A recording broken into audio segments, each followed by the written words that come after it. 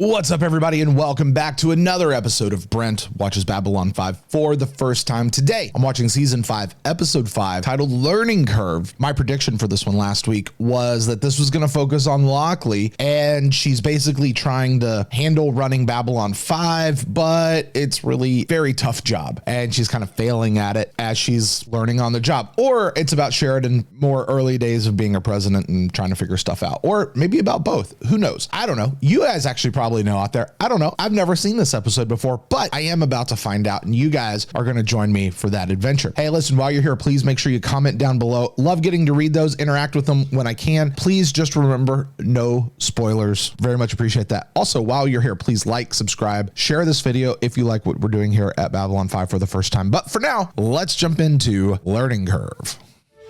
As invisible as the night. Oh, it's about Lennier learning how to be a ranger. Troubling you, Rusted. Apologies, Master, but how can we reach a state of meditation when, that is, your voice can be very distracting? Because you're listening to the voice, or not the thoughts behind it. He fell asleep. Without falling asleep. I would hardly say sitting and thinking is a challenge. This guy doesn't talk like a Minbari. You do seem to have the sitting part down to an art, so I suppose there's hope. As for thinking, well, let's leave that for the advanced classes. We shouldn't expect too much of you at once. We have just received a message from Delenn. She would like a report on our progress here. She's asked for me to come and to bring one other along. And you have chosen me. I'm honored. It's good to know that at my advanced age, there is still respect for wisdom Not him and at all. Perception. Everyone else was busy. You are a source of constant annoyance to me, Terrafan. But only because you're right, more often than you're wrong. I choose to share you with the universe. Valen helped them all.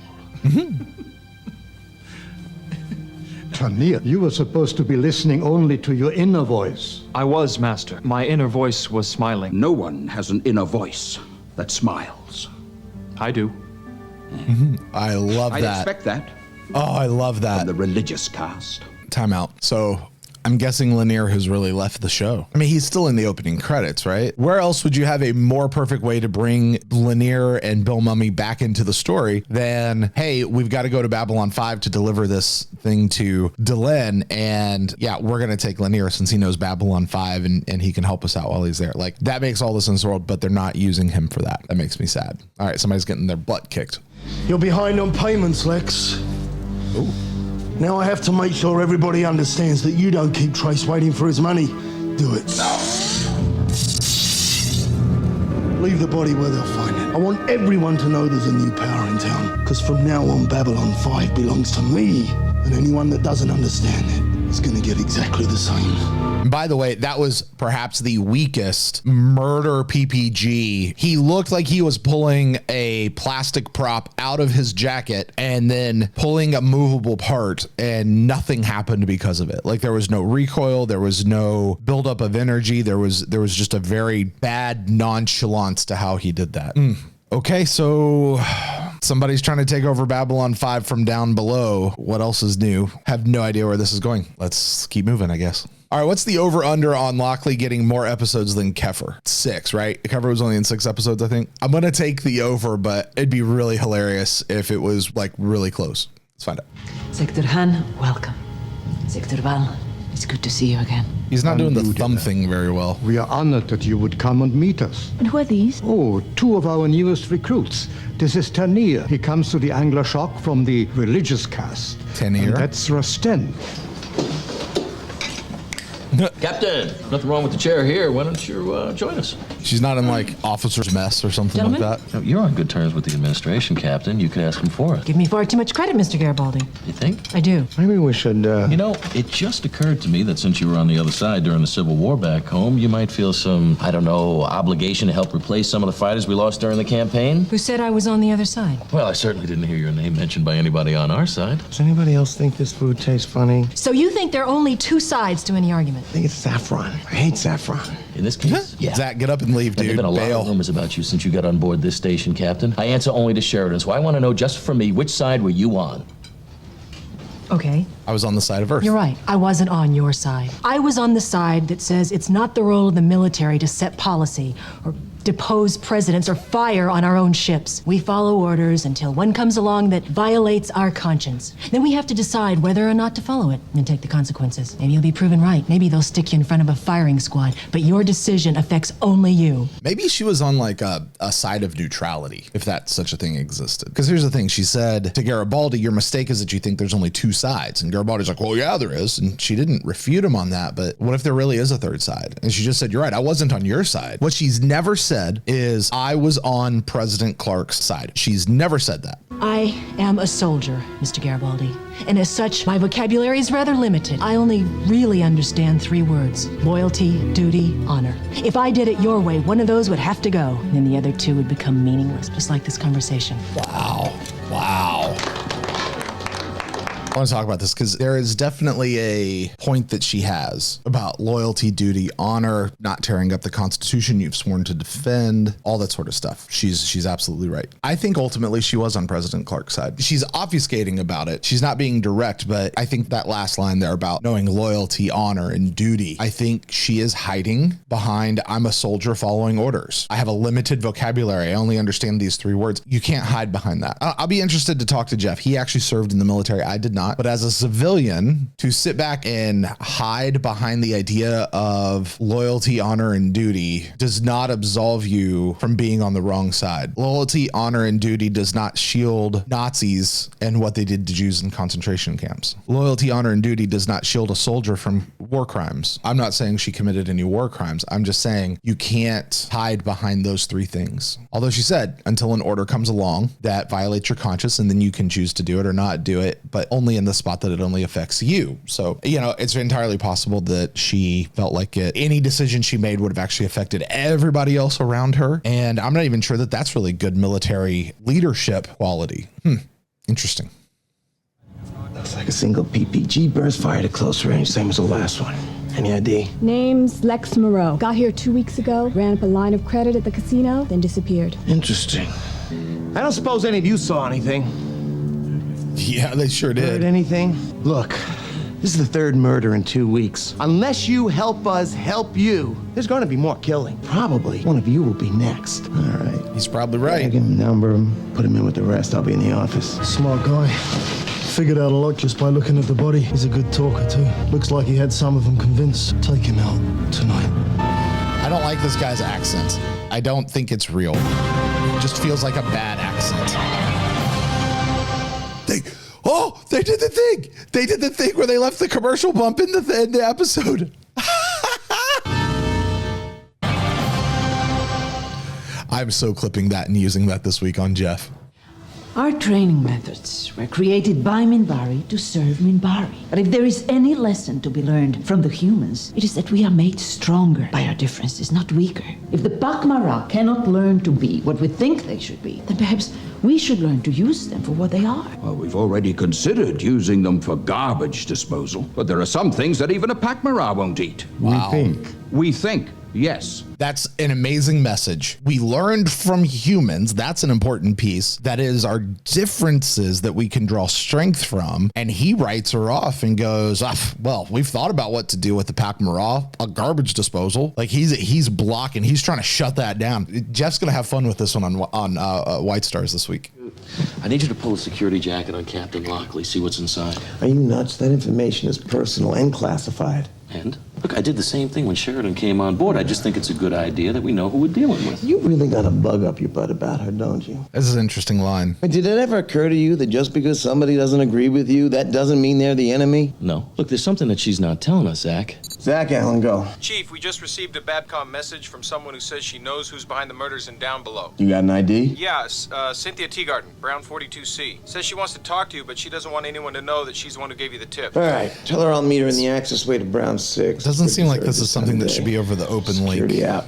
Gotta go. What about my I'll think about it. I love that Zach is standing up to Garibaldi. He's kicking back. He's not standing at attention. He's rolling his eyes. He's like, you really got to bug up your butt about her. And he's not putting up with Garibaldi's crap. Well, I guess he is putting up with it, but he's also calling him out on it. I love that he's doing that. This is like Veer learning how to stand up next to Londo, like the growth that we've seen Veer go on. Zach's gone on a really cool growth curve as well. Only he's doing it like a human and not like a Centauri.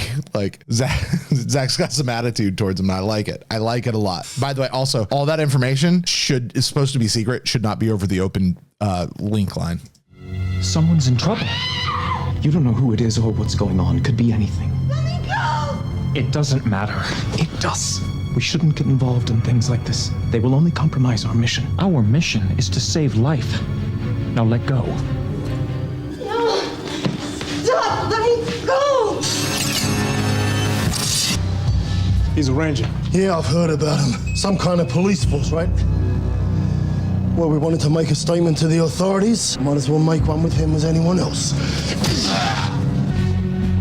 On a production level, that whole scene was awful. I love what it means.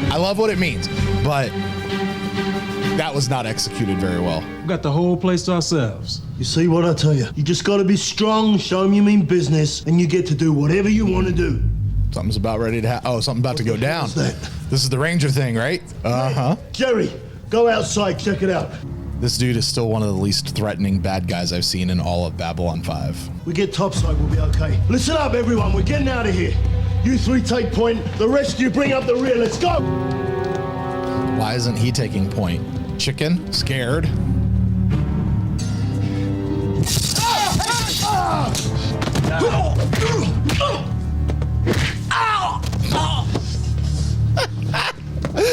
Suddenly I feel like we're in an episode of Power Rangers. Next thing, I want that Old West gun sound. Spaghetti Western. Essentially a coward whose only skill is convincing others to do what he's afraid to do himself. Beating the shit out. Dude, he just jacked that dude's nose into his brain. He's not alive anymore. Pity, because this is all he will ever have and all he will ever know. Because his name will be swallowed by silence. His name belongs to no one. And who does your name belong to? History? No, it belongs to me. Of course it does. Saw that line coming. You know, after all this time, it still is true. You could just beat people up on Babylon 5 and nothing's going to happen to you. I was thinking that I would like to have Lennier assigned as one of the house guards. Well, that is a great honor for one so young. Yes, it is. Safe passage. There's an interesting thought right there. This isn't a Star Trek message or a White Fury message or anything like that, but Lennier risked his life and went to try to save somebody. The other guy, forget his name, didn't. Lennier almost loses his life, gets the ever-loving hell beat out of him. The other guy doesn't. Lennier learns this great lesson about fear and pity and his own name, and then is honored by Delenn. The other guy gets none of that. Suddenly, this feels like the Star Trek episode Tapestry to me. I'll be in a minute, Delenn. I'm just thinking. About what? I spoke to the captain today. At one point, she said she couldn't believe that you would authorize the Maradoom. She said, it's not like you. What did you mean by that, John? What is? I'm going to pretend that you were going to tell me this sooner or later. I was just looking for the right time. 10 seconds after you thought of it would have been good. Yeah, maybe so. Did he and Lockley have a thing? Is that what it, or are they related? Is that what it is? She's like his sister or like I was just an ex-girlfriend or something. Looking for the right time. She is mad. Maybe so. She's so mad at him. Are you all right? I think so. It will just take some getting used to. I want a light I can shut off like that. All right. Well, that was certainly an episode. This episode felt chock full. This is a good, like, I feel like Babylon 5's back on a good track. Like, this episode was a good episode. Lots of great stuff. This one, I almost wish we were still doing Star Trek messages because there's a lot of Star Trek stuff in here, but we're not. We're doing Babylon 5 messages, and there's certainly a lot of those to go around as well. Fortunately, this week it's up to Jeff to go through those and not me, because I'd probably turn this into a 2-hour long show if you gave that to me. I did like this. Finally, we're getting some more Lockley. I loved everything having to do with the Rangers in this one, except for the fact that Lennier was not in it. You could have replaced Tennier with Lennier and had Lennier learn this lesson and come back to the station. Like, you could have done this. I'm hoping that what this is setting us up and preparing us as the viewers to understand and accept what Lennier is about to go through, although I don't think that we needed it. I loved every bit about that. I loved the Delenn stuff. I loved the Sheridan stuff. I did not love the bad guy. I did not love his accent. It felt very fake, which probably means that's actually his real speaking voice, but it felt very put on, felt very fake. This guy is going to rank up there with Babylon 5 bad guys to me, along with Zane and Kemmer, because she certainly was a bad person when she was here, at least up to the very end. The strike negotiator guy, like he's going to be up in those levels for me, maybe even Soul Hunter. All right. Hey, listen, you guys make sure you join us on Monday when Jeff and I are going to get together, and we're going to talk everything about this episode learning curve and dive deep into it and really plummet for stats. This one's going to be a good episode. This won't be like the last 2 weeks. This will be a really good episode. It's not to say the last 2 weeks weren't good episodes. At least our show weren't good episodes. They were just real short. This one, I think we're going to have some stuff. So with that, you guys make sure you do that. And until next time, take care.